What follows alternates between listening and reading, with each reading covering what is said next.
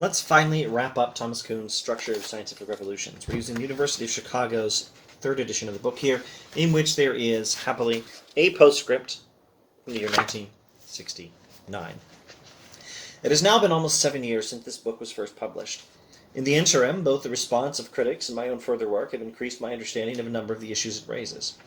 On fundamentals, my viewpoint is very nearly unchanged, but I now recognize aspects of its initial formulation that create gratuitous difficulties and misunderstandings, etc. I welcome the chance to sketch needed revisions, to comment on some reiterated criticisms, and to suggest directions in which my own thought is presently developing. Several of the key difficulties in my original text cluster about the concept of a paradigm, and my discussion begins with them. And Kuhn goes on to summarize what's going to happen in this postscript. And actually, it's fairly long, at least relative to the other chapters. I think it's maybe slightly longer than most of the chapters in the book. And he introduces some of the things he's going to talk about. Most of what he's going to talk about, I think, by content, is going to be clarifying the concept of paradigm. I don't think we need to look at that in this series. At the bottom of page 175 in this edition here, 3 residual issues are discussed in the concluding subsections 6 and 7. The first considers the charge that the view of science developed in this book is through and through relativistic. And I think with that, we can just skip to section 6. I don't think we'll look at section 7 or the other 2 of those final issues. We just want to look at this one on the idea that Kuhn has portrayed science as relativistic. And I think, although relativism and subjectivity are not strictly speaking the same, I think this will suffice for answering the question that I myself still have. How should we classify Kuhn? And even this model for thinking through different possible philosophies of science may be an imperfect model, but I think it's a fairly good working model. I suggest it until you find a better one anyway. We could think of science in these terms. Here's my left hand. This might be your right, depending on what the camera does to left and right. I always get confused thinking through these things. This is my left hand, whatever side of the screen it's on for you. And let this represent a theory according to which science is 100% objective. I think we can put Karl Popper and the logical positivists here. And let this, my right hand here, represent a theory according to which science is totally subjective. I think that would be where we might place Feyerabend, a different philosopher of science. I don't think Kuhn is this. I don't think Kuhn is that. I think he's somewhere in between. Is he closer to this side or closer to this side, or is he more or less in the middle? That's the question I myself have had while going through this book again for this particular series, and I'm hoping that in a few moments I'll be able to give you an approximate answer. Maybe a tentative answer, but an approximate interpretation of Kuhn according to where we would place him on this model. Okay, page 205, Revolutions and Relativism.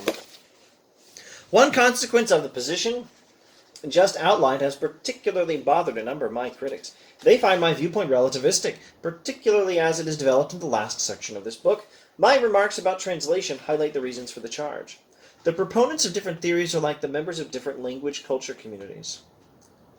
Recognizing the parallelism suggests that in some sense both groups may be right. Okay, different proponents of different competing paradigms are like people speaking different languages to some extent. They don't fully understand each other. Now this suggests, to some people, relativism. It suggests, well, one language is as good as another. If it's an issue of 2 competing paradigms being like 2 different languages, they don't fully understand each other. You can't just say this language is right and this language is wrong. That's relativism. That would make science a thoroughly relativistic endeavor. And in some sense, both groups may be right. Kuhn seems to concur that in some sense, both groups may be right, but that doesn't mean he's got a relativistic philosophy of science. Applied to culture and its development, that position is relativistic, but applied to science, it may not be. And it is in any case far from mere relativism in a respect that its critics have failed to see. So he actually doesn't straight up say, no, science is not like that. No, I do not say science is relativistic. He says, whoa, slow down. That doesn't follow from what I've said. And at a minimum, my position is very far from a simple relativism. In any case, science is far from mere relativism in a respect that its critics Well, I think his position. My position is far from mere relativism in a respect that my critics have failed to see.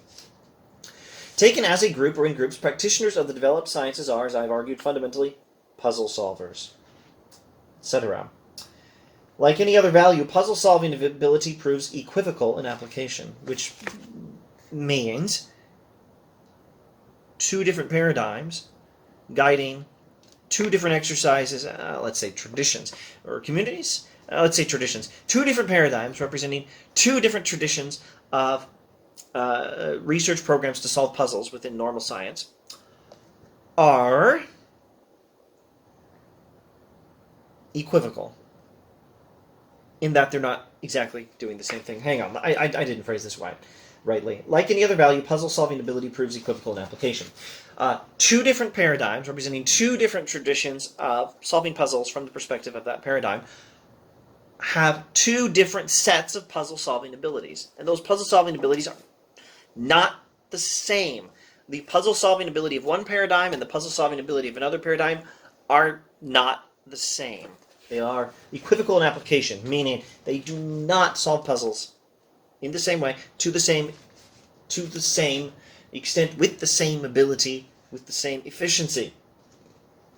Puzzle-solving ability proves equivocal in application. Two men who share it may nevertheless differ in the judgments they draw from its use. But the behavior of a community which makes it preeminent will be very different from that of one which does not. In the sciences, I believe, the high value according to puzzle-solving ability has the following consequences, etc. Maybe we should just read this whole paragraph. Imagine an evolutionary tree representing the development of the modern scientific specialties from their common origins in, say, primitive natural philosophy and the crafts. A line drawn up that tree, never doubling back from the trunk to the tip of some branch, would trace a succession of theories related by descent. Considering any two such theories, chosen from points not too near their origin, it should be easy to design a list of criteria that would enable an uncommitted observer to distinguish the earlier from the more recent theory, time after time. Among the most useful would be accuracy of prediction, particularly of quantitative prediction, the balance between esoteric and everyday subject matter, and the number of different problems solved. Okay, there's a lot here. I don't think I'm going to try to trace out this illustration for you. You can read the words for yourself, find the book somewhere, or rewind the video. But he's comparing, basically he's comparing different paradigms. Well actually, let's make this observation. He's suggesting we imagine the progress of science is happening on an evolutionary tree. He is using the same illustration for the progress of science as he used at the end of the final chapter of the book, before the postscript, chapter 13, the evolutionary illustration for how science works. Okay, but anyway, he's comparing paradigms. No, he's talking about the comparison between paradigms. And he says there are criteria that would enable even someone who is not committed to either paradigm to distinguish one paradigm from another, to distinguish the earlier from the more recent theory, time after time, again and again. Lots of different comparisons between an older paradigm and a newer paradigm can be made. And you can find a criterion by which you can distinguish the two. Accuracy of prediction, especially quantitative prediction. Balance between esoteric and everyday subject matter, and the number of different problems solved. Shall I comment on the balance between esoteric and everyday subject matter? Well, how much is the theory talking about really confusing stuff that you have to be a specialist even to understand? Like, I don't know, something about electron spin, maybe. Esoteric stuff is that kind of stuff that you can't really understand unless you're a specialist trained to understand it. How much of the theory involves that, and how much involves practical, everyday application? That's one criterion. And there are two other criteria. Accuracy of prediction. One theory can predict more accurately, especially with quantitative prediction. And how many different problems can be solved, how many different puzzles can be resolved by one theory or another. These are three criteria by which you can distinguish one paradigm from another. Does that sound like relativism? One theory is more successful in its predictions. One theory solves more puzzles. Does that sound like relativism? Does that sound like a subjectivist perspective on what science is? Less useful for this purpose, though also important determinants of scientific life, would be such values as simplicity, scope, and compatibility with other specialties. Those lists are not yet the ones required, but I have no doubt that they can be completed. In other words, he's not making all the lists himself, by which you could distinguish the list of criteria by which you could distinguish a newer from an older paradigm. But the list could be made. He's just given a first rough approximation of some of the list. If they can, then scientific development is, if the list could be completed, then scientific development is, like biological, and a unidirectional and irreversible process. Later scientific theories, this is a key sentence, I've highlighted it and put a star next to it. Later scientific theories are better than earlier ones for solving puzzles in the often quite different environments to which they are applied. That is not a relativist position. Now he directly addresses it. Later scientific theories are better than earlier ones for solving puzzles in the often quite different environments to which they are applied. That is not a relativist position, and it displays the sense in which I am a convinced believer in scientific progress. This is not a position of relativism. He's not saying science is relative, etc. A scientific theory is usually felt to be better than its predecessors, not only in the sense that it is a better instrument for discovering and solving puzzles, but also because it is somehow a better representation of what nature is really like. One often hears that successive theories grow ever closer to, or approximate more and more closely to, the truth, etc. Perhaps there is some other way of salvaging the notion of truth for application to whole theories, but this one will not do. Maybe we can keep the concept of truth when we're dealing with science, but this isn't how we do it. There is, I think, no theory-independent way to reconstruct phrases. You know what? Let's rewind. One often hears that successive theories grow ever closer to, or approximate more and more closely to, the truth. Apparently, generalizations like that refer not to the puzzle solutions and the concrete predictions derived from a theory, but rather to its ontology, to the match, that is, between the entities with which the theory populates nature and what is really there. A theory says, these are some things that are in the world, and a better theory is going to describe the things that are actually out there in the world. And now Kuhn says, maybe we can keep our notion of truth, but this isn't the way to do it. There is no theory-independent way to reconstruct phrases like really there. There is no way of thinking of things that are really there in the world, which isn't a way of thinking of them independent of theory. Our idea of what is really there in the world is always informed by our theories. The notion of a match between the ontology of a theory and its real counterpart in nature now seems to me elusive in principle. Now it is elusive with an I, not elusive with an E. Paralleling illusory, not elusive, hard to find, but elusive as in illusory, an illusion. The notion of a match between the things said to exist by a theory and the things that really do exist in the world now seems to me illusory. Besides, as a historian of science, I'm impressed with the implausibility of the view. I do not doubt, for example, that Newton's mechanics improves on Aristotle's, and that Einstein's improves on Newton's as instruments for puzzle solving. Einstein improves on Newton, Newton improves on Aristotle, but I can see in their succession no coherent direction of ontological development. On the contrary, in some important respects, though by no means in all, Einstein's general theory of relativity is closer to Aristotle's than either of them is to Newton's. Though the temptation to describe that position as relativistic is understandable, the description seems to me wrong.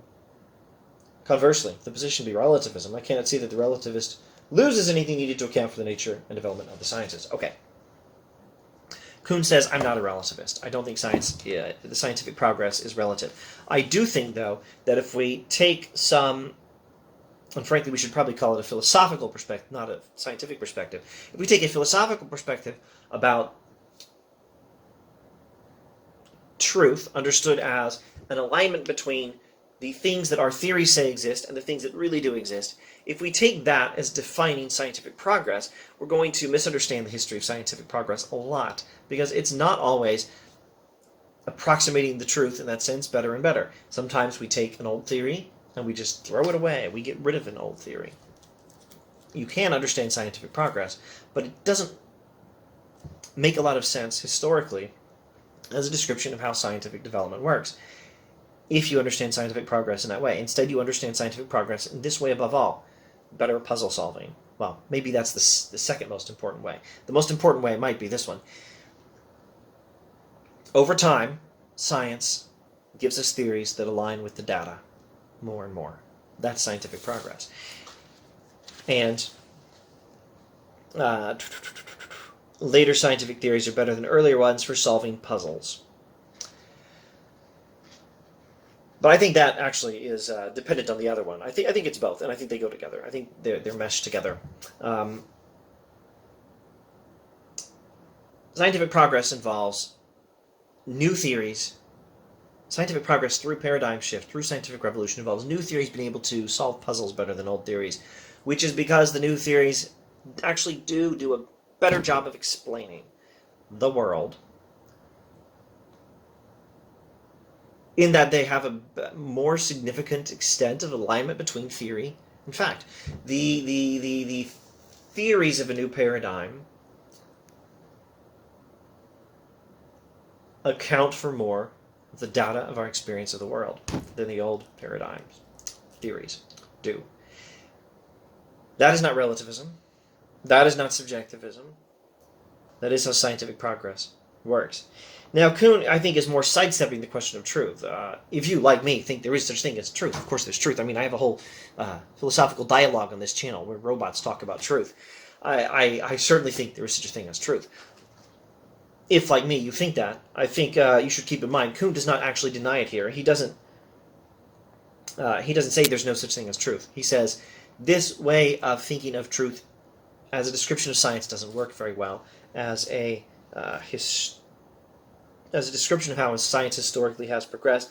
Plus, there's no way of thinking about the facts in the world that is not informed by some theory about the facts in the world. I think he's quite correct. Of course I think there's truth. Of course I think there are objective facts. Truth isn't some alignment between our ideas in the world. But that doesn't mean that even our idea of truth is independent of our theories. There's always some philosophical perspective here that's informing how we think of things. Anyway, but the initial point was Kuhn is not denying this sort of truth. He's just saying, don't do it in this simplified way people sometimes do it in. And then he sidesteps the issue and says, science progresses and it's not relativistic. It progresses in terms of puzzle solving, and this is not relativism. I think he's content to stop there. Okay, so let's see what I should clarify by way of wrapping this up. How I should wrap this up. By what clarifications I should wrap this up. Okay, first, maybe there's two things. If my brain holds up, I think there's two things. First, let's reiterate that oversimplified understanding of what truth is that informs some incorrect philosophies of science. There are the things in the world, and there are our theories. And our theories describe some things in the world. So there are the things in the world, and then there are the things our theories say are in the world. And when they match, that is truth. And there is some possible set of theories that says these are the things in the world that actually matches the things that are in the world perfectly. And science is always trying to make those things match. We're trying to make them match a little more accurately. Maybe with Aristotle we could make some match, but not enough. Now we can do a little better with someone like Newton. With Einstein, maybe a little better, but things don't still perfectly match. Someday science might get to a perfect alignment. At any rate, we're going to get closer and closer to a perfect alignment of the actual things in the world and the things our theories say are in the world. Someday they might perfectly align. We're getting closer and closer. That's what science is about. That, Kuhn says, is a theory about truth which informs an incorrect philosophy of science. Maybe there's a way of keeping some notion of truth and making philosophy of science work and be accurate, but I'm avoiding the issue here, he says. Again, because, number two, as a historian of science, he says, that's not how science progresses. It's not steady, slow, cumulative progress getting closer and closer to that perfect alignment. No, sometimes we take one theory and we just discard it altogether and replace it with a new theory, etc., etc. But one, perhaps more importantly,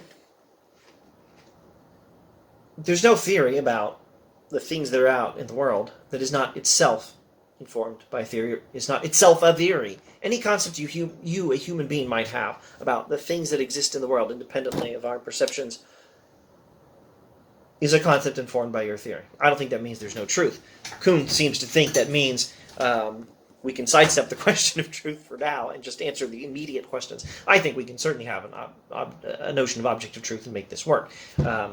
or that's some job for a metaphysician or an epistemologist, adding to philosophy of science as such. Okay, let's get back on track with wrapping up the video and saying that last thing I wanted to say. I gave a 1-2 summary again here in this last couple minutes, commenting on why that particular idea of truth doesn't seem to work for philosophy of science according to Kuhn. Reason 1, reason 2. But that was all subheadings under number 1 of the last 2 things I was going to do in this video. And now number 2, the last thing I want to do in this video, and I believe in this series. Reiterate this. Kuhn says, later scientific theories are better than earlier ones for solving puzzles. He says that is not a relativist position. He says, in terms of a description of what is actually in the world, Einstein is closer to Aristotle in some ways than Einstein is to Newton in some ways. All the same, science progresses by having a more complete alignment of theory with data. Or maybe I should phrase it this way. A more thorough ability of theory to explain data. A more thorough ability of our current theories to explain the current facts as we know them. That, he says, is how science progresses, characterized by a better ability of a new paradigm to solve puzzles than an old one. And that is how science progresses, and that is not a relativistic position. So, in this model I'm suggesting, which may not be the perfect model, but I suggest you go with it until you find it better, where my left hand here represents an objectivist philosophy of science. Science is totally objective. The sort of theory we associate with Popper, though I also recommend classifying, at least until you learn better than this model, the logical positivists over here, where this represents an objectivist perspective on what science is, and this represents a subjectivist perspective on what science is. First lesson on Kuhn. Don't assume Kuhn is way over there. This isn't Kuhn. This is someone called Feyerabend. Kuhn is somewhere in between. So then the question I keep asking myself, and keep referring to in this video, is Kuhn right in the middle, or is he closer to this objectivist side, or is he closer to the subjectivist side? I'm not prepared to give the tentative answer I've been leaning towards this whole time. I think he's over here. I think Kuhn is saying science is not fully objective, but it's not subjective, and there's still a really important aspect of theory aligning to fact, because theories that solve puzzles better are the ones that win. They're the ones, I think they're the ones that should win. Okay, if you've watched all this, thanks for watching. As always, I recommend reading some good books in philosophy. I think since, we don't all have all the time in the world, maybe if that song is right, a person can have all the time in the world just for love. But that doesn't mean you can have all the time in the world just for reading all the books that are worth reading. I recommend reading this book. It's a lovely book. I recommend reading some other things in philosophy of science. If you don't know what those other things are, I don't know if Karl Popper's a great one. Maybe eventually I'll get around to doing some videos on Popper. Don't let me do all your reading for you. But I hope this helps as an introduction to the reading for some who are going to do the reading, and for those who don't have any time to read Kuhn. I hope this is better than whatever half-baked summaries might have been out there on the internet. Thanks for watching. I shall shut up now. Perhaps I'll see you later with some other bit of philosophy.